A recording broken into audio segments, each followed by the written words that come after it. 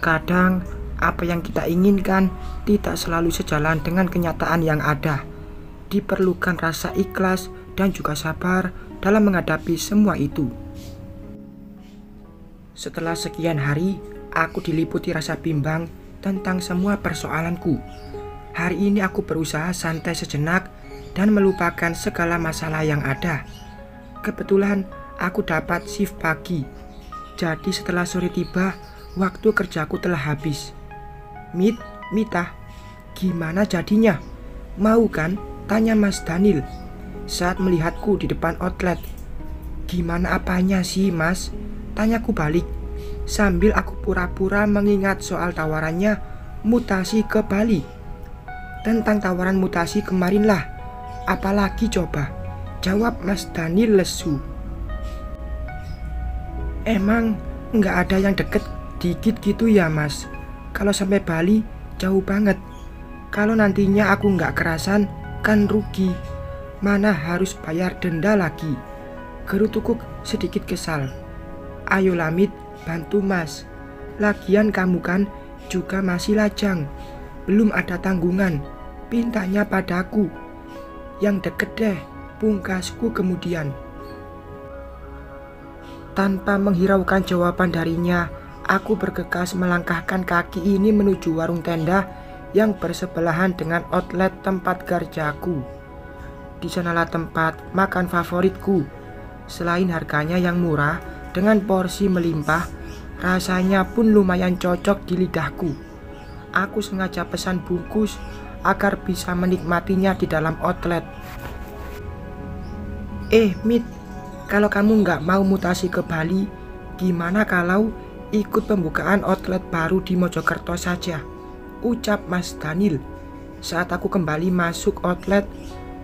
Papat alas dong Mas, perlu tenaga ekstra nih, sahutku kemudian. Iya, tapi aku yakin salarinya lumayan besar daripada di sini. Nanti aku bantu deh kalau kamu mau pindah ke sana, ucapnya merayuku. Nanti aku pikirkan lagi ya Mas, jawabku sambil berlalu. Kulirik Mas Daniel hanya tersenyum kecut. Ia tampak tertunduk lesu. Biarkan saja, aku ingin melihat seperti apa usahanya dalam mengait terapis baru sepertiku. Kebanyakan senior menganggap kami terapis baru mudah dibujuk dan diatur semaunya sendiri. Meski dalam hati aku mau pindah, tapi biarlah, aku akan menguji seniorku itu dulu. Mit, tumben kamu sendirian di sini, sapa Kak Bima padaku yang duduk sendiri di tangga atas. Kak Bima, iya nih Kak, aku baru selesai makan, ngadem di sini. Lagian teman-teman juga lagi pada kerja semua, ucapku padanya. Iya sih, masuk pagi mah enak, tapi kalau tinggal di mes, ya sama aja, enggak bisa pulang cepet, balasnya tersenyum kecut. Kami berdua akhirnya duduk dalam diam. Beruntungnya Kak Ardi hari ini izin tidak berangkat. Kalau tahu aku duduk berdua dengan cowok lain, bisa-bisa bukan aku saja yang kena amukannya. Mit, katanya minggu lusa bakal ada catering satu perusahaan ya? Tanya Kak Bima membuka obrolan lagi. Sepertinya sih begitu Kak. Kita tunggu saja kabar resmi dari SPV kita, jawabku santai. Kak, menurut Kak Bima, jika kita dapat tawaran mutasi, baiknya gimana? Tanyaku meminta pendapat. Ia tampak berpikir sejenak, mungkin menyusun kata yang pas untuk diucapkan. Atau jangan-jangan ia juga malah tak kepikiran sampai ke arah sana. Tergantung Mit, jawabnya singkat. Kok tergantung sih Kak? Maksud Kak Bima itu gimana? Tanyaku sedikit kesal. Ya, tergantung tempat mutasinya. Lebih baik dari sini enggak. Atau kalau seandainya tempat baru, ya harus siap papat alas. Makanya, kudu dipikirkan matang-matang. Kira-kira tempatnya berprospek atau tidak. Tuturnya panjang lebar. Ucapan Kak Bima ada benarnya juga. Apalagi aku sebagai anak baru harus pinter cari-cari info pada para senior. Meski terkadang ada senior yang sinis, disinilah kesabaran kita sedang diuji. Kering, kering. Dering suara telepon dari resepsionis terdengar jelas. Aku dan Kak Bima saling lirik sesaat. Sebelum ia melangkah untuk menerima panggilan itu, saat Kak Bima berlalu, aku kembali berselancar ke akun biruku. Pesan yang dari tadi aku tunggu ternyata tidak ada. Apa memang begini rasanya mencintai suami orang? Sakit sih, tapi tak. Mita, seru Kak Bima. Bergegas, aku berlari ke arahnya. Ada apa sih Kak? Tumben teriak-teriak segala, ucapku santai. Bahwa butuh perbantuan. Kamu mau enggak kerja? Tanya Kak Bima. Ganggang telepon masih saja berada di genggamannya. Maulah Kak, dikasih rezeki kok enggak mau, ucapku antusias. Perbantuan merupakan hal yang sangat dinantikan oleh terapis, apalagi terapis yang tinggal di mes sepertiku. Komisinya pun juga bagi hasil. Beda jauh dengan jam kerja yang hanya berkomisi sekian persen saja. Dengan sedikit terburu-buru, aku langsung bersiap untuk kerja. Tak lupa ku sapukan sedikit bedak tipis pada pipiku dan juga polesan lipstik berwarna nude untuk menyegarkan tampilanku. Kak, mana kustomernya? Tanyaku pada Kak Dewi yang jaga di resepsionis. Di ruang VIP lantai bawah, Mit. Beruntung kamu ini. Biasanya ia ngasih tips gede pada terapis. Semoga saja kamu juga merasakannya nanti, tutur Kak Dewi. Sontak membuatku antusias bukan main. Amin Kak, doakan saja anak solihah ini, candaku padanya. Dengan sangat antusias, aku melangkah ke ruang VIP. Rezeki memang tak bakal kemana. Meski sedikit lelah, aku tetap bersemangat untuk memberikan treatment yang profesional pada setiap kustomerku. Permisi, maaf, ambil treatment yang 2 jam ya Kak. Silakan direndam kakinya, ucapku pada kustomer itu. Benar sekali Mbak. Bisa panggil aku Mas Al saja, pintanya padaku. Siap Mas, permisi sebentar ya, pamitku. Daripada harus menunggu 5 menit peredaman, lebih baik aku keluar dulu, sekalian mengambil krim dan massage oil.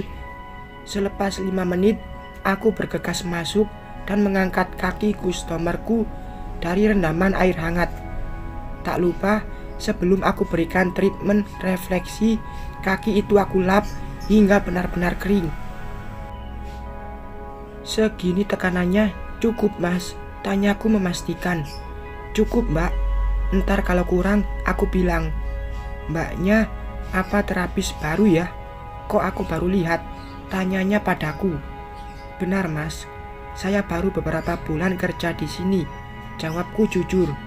Sebenarnya aku harus bilang pada setiap kustomer jika sudah lama kerja di sini, agar bisa membuat setiap kustomer yakin dengan pijatan kita.